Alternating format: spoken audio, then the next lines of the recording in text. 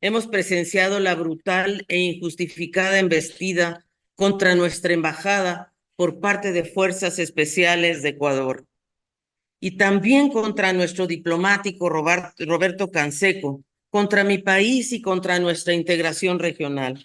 Las aberrantes imágenes de violencia, abuso y sometimiento que sufrió nuestro personal diplomático y que hemos visto hace unos momentos quedará para siempre plasmado en la historia.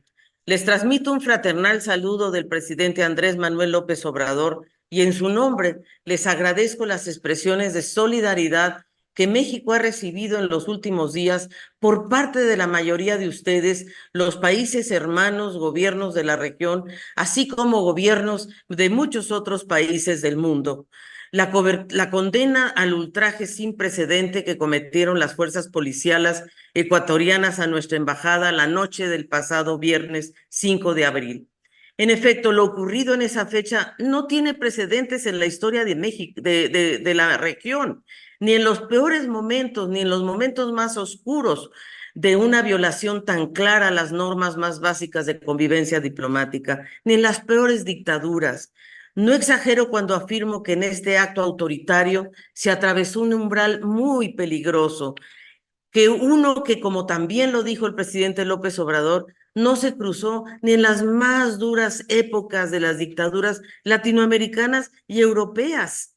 El asalto a las instalaciones de nuestra embajada en la capital ecuatoriana constituye una flagrante violación al artículo 22 de la Convención de Viena sobre relaciones diplomáticas de 1961, específicamente sobre la inviolabilidad de las representaciones diplomáticas, misma que antes de convertirse en parte de este tratado era una norma constitucionaria de larga data.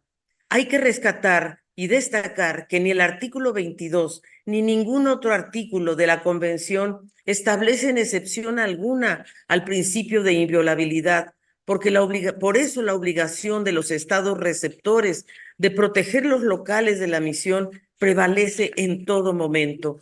Especial atención merece que las fuerzas de seguridad ecuatorianas atentaron contra la integridad física y la dignidad del jefe de Cancillería de nuestra embajada, Roberto Canseco, al apuntarle con un arma de fuego, vejarlo y someterlo en más de una ocasión, como pudieron constatarlo en el video que acabo de mostrar. Esta es una incontrovertible violación del artículo 29 de la citada Convención de Viena, que establece que la persona del agente diplomático es inviolable. México rompió relaciones diplomáticas y consulares con la República del Ecuador como consecuencia de estas graves acciones violatorias del derecho internacional y de las reglas básicas de convivencia internacional. Ante los argumentos de parte de Ecuador de que México habría abusado de las inmunidades diplomáticas al resguardar a un delincuente común, reitero que México rechaza contundentemente esta posición. En el caso del señor Glass, nuestro país ciñó en todo momento su actuación al derecho internacional en materia de asilo diplomático, por lo que el resguardo del expresidente Glass y el otorgamiento del asilo político constituyen actos lícitos. Su ingreso a la Embajada de México en Quito se realizó en estricto apego al derecho internacional aplicable a la Convención sobre Asilo Diplomático adoptada en Caracas en 1954. Desde ese momento, México actuó con total transparencia y honestidad frente a las autoridades ecuatorianas y mantuvo en todo momento un diálogo de buena fe con el Ministerio de Relaciones Exteriores para informarles sobre esta situación en todo momento. Fueron múltiples las ocasiones en las que a pregunta expresa, seguramente por las mismas informaciones erróneas y maliciosas que recibía, confirmamos al gobierno de Ecuador que el señor Jorge Glass permanecía en nuestra misión y expresamos garantías de que así se mantendría. Se utilizaron todos los canales conducentes, se actuó bajo el principio cardinal de solución pacífica de controversias. México estudió minuciosamente la información provista por las autoridades ecuatorianas para evaluar la solicitud de asilo político del señor Glass. Con base en esta revisión exhaustiva, el gobierno de México encontró elementos suficientes para otorgarle asilo político. Y como lo establece el derecho internacional aplicable, esta decisión debe ser respetada. Si la preocupación del gobierno de Ecuador, como lo ha expresado, era evitar una posible situación de impunidad, en todo caso, como se lo sugirió México en varias ocasiones, debería haber entregado el salvoconducto y formular una reserva de extradición. Inclusive si el gobierno de Ecuador tenía una interpretación diferente a la de México respecto a las convenciones de asilo o a la Convención de Viena sobre relaciones diplomáticas, debió recurrir a medios pacíficos de solución de controversias, tal como lo establece la Carta de la Organización de las Naciones Unidas y el Pacto de Bogotá, del que ambos países formamos parte. Aún en el caso que no se hubiera logrado llegar a un acuerdo, Ecuador pudo haber remitido la disputa a distintas instancias interamericanas e internacionales. Sin embargo, el gobierno de Ecuador optó por irrumpir ilegal y violentamente en los locales protegidos por el derecho internacional, por recurrir a actos de violencia contra el personal diplomático de nuestra embajada y por detener arbitrariamente al expresidente Jorge Glass. Con su actuación, el gobierno de Ecuador no solo violó flagrantemente la Convención de Viena sobre relaciones diplomáticas, sino que contravino una de las instituciones jurídicas más importantes y sólidas de América Latina y el Caribe, como lo es el asilo.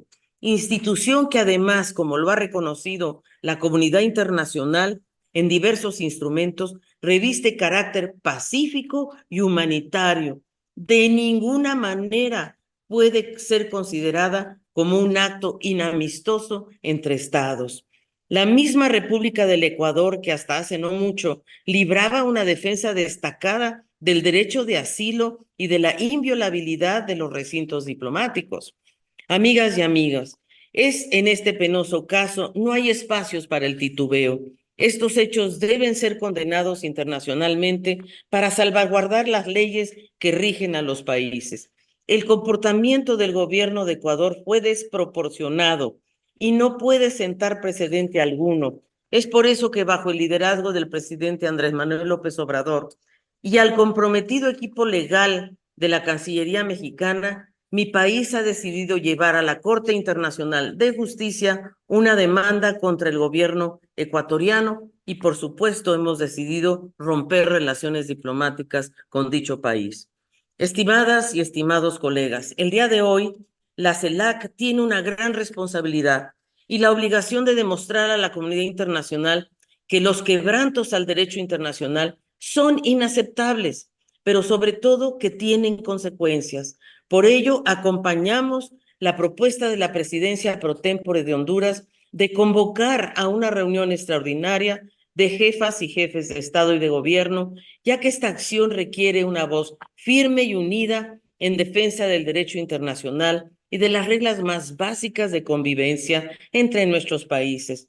México exhorta a los Estados miembros de la CELAC a endosar la demanda que presentaremos ante la Corte Internacional de Justicia, así como la carta que enviaremos al secretario general de las Naciones Unidas para condenar los lamentables hechos.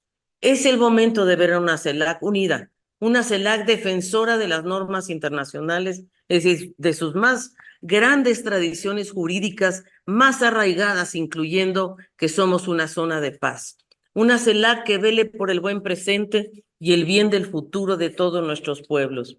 Y quiero retomar una reflexión que hizo nuestra embajadora de Ecuador, Raquel Serur, que es una mujer extraordinaria, filósofa, y que por cierto estuvo casada con un destacadísimo ecuatoriano, Bolívar Echeverría. Y ella dijo que el encono político que encontró en Ecuador es su falla trágica, como diría Shakespeare, pero que está segura que ese bello pueblo de Ecuador pasará esta etapa, tendrá días más luminosos y yo también hago votos para que esto suceda. Y concluyo con estas palabras que resuenan en la actualidad. La unidad de nuestros pueblos no es una simple quimera de nosotros, hombres y mujeres, sino un inexorable decreto del destino. Más que una frase, es una fervorosa convicción del visionario de América Latina y el Caribe, Simón Bolívar. Una convicción que lamentablemente fue puesta en duda en estos acontecimientos.